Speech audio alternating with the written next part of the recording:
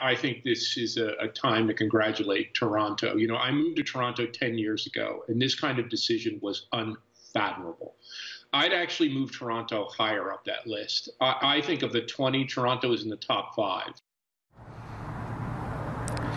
In my hands is the official bid Toronto and the surrounding region sent into tech giant Amazon, and obviously it did pretty well. I'm Adrian Gobriel. And I'm Stella Quisto, and yes, Toronto has made the cut. We're among 20 cities that could potentially be the next new home for Amazon's headquarters, and believe it or not, it could be, the next location could be down the street. And they're also looking at a location at Yonge and Queen, as well as in the East End. Now ahead on City News, I'll be looking at the impact if Amazon was to come to Toronto, it could have on things like affordable housing in the city, as well as gridlock and transit. But right now we're going to take a look at the likelihood of us actually getting this top bid. We have put a bid forward largely on the basis of quality of life, the ability that this city region has to attract talent from around the world and to grow talent at home. And I think in the end that is why we made the playoffs, and I think it is what is going to carry us through, quality of life and the availability of a rich pool of talent, which we're prepared to add to. Amazon HQ2 will be Amazon's second headquarters in North America after Seattle. The tech giant is expected to invest over $5 billion in the construction of the new headquarters, and as many as 50,000 high-paying jobs will be created. They requested cities across North America to submit bids. They received 238 applications. Now we're down to 20. The focus of our efforts has been talking about the kind of talent that we have at the table because of the training, because of the investments.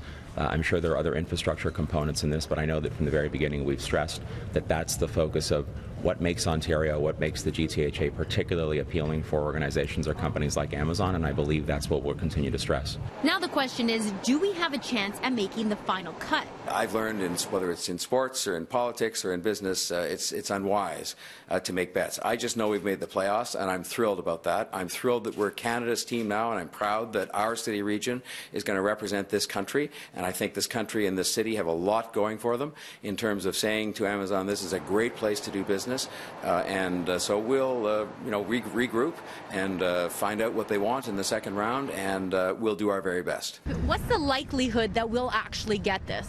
I think it's hard to say. I think if it was just on fundamentals, Toronto would be very competitive. And by that I mean the strength of our workforce, our standard of living, quality of life here in Toronto, infrastructure, a lot of the things that Amazon actually highlighted in their bid when they were looking for proposals.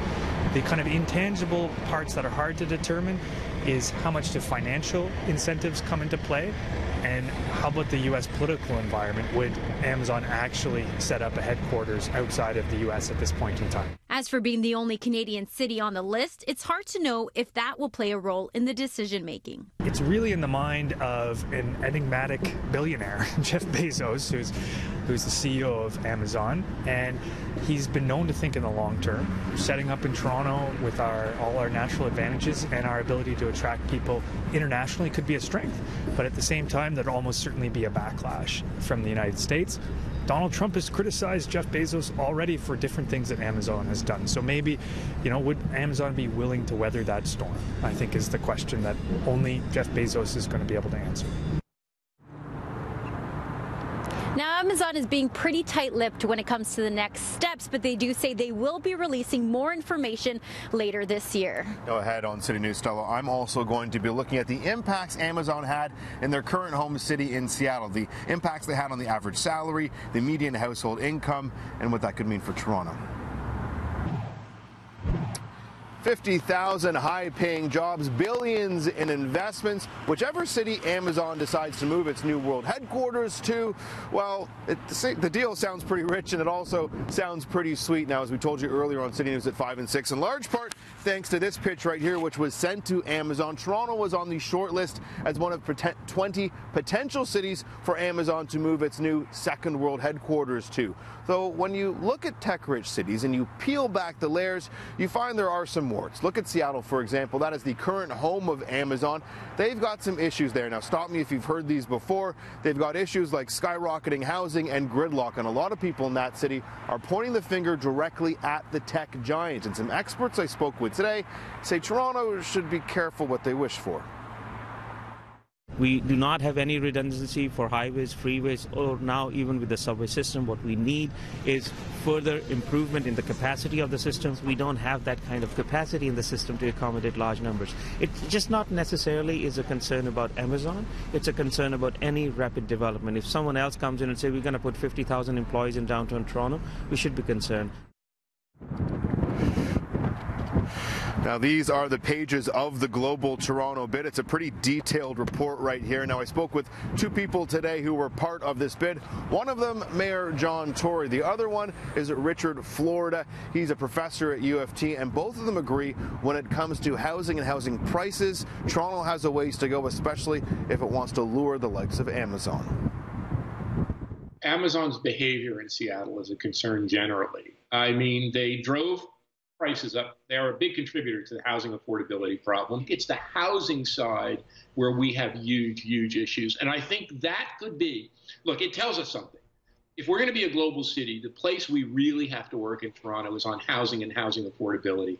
That is the one thing that becomes our Achilles heel.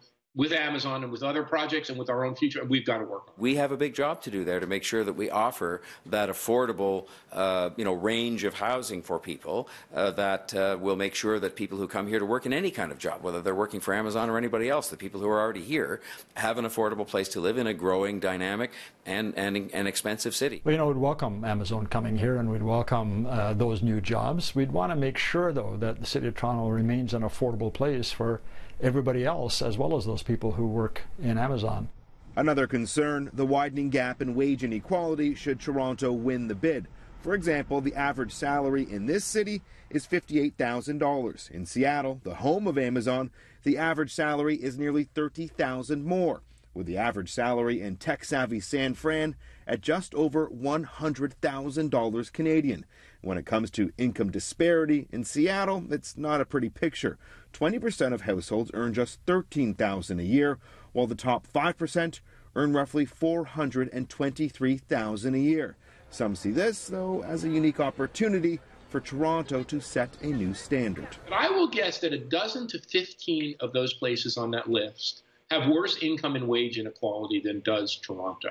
New York, Chicago, Los Angeles, Boston, Washington, D.C., Miami are all at the very tippy top of unequal cities. And so in a way, Amazon is looking at these thriving cities which already are unequal.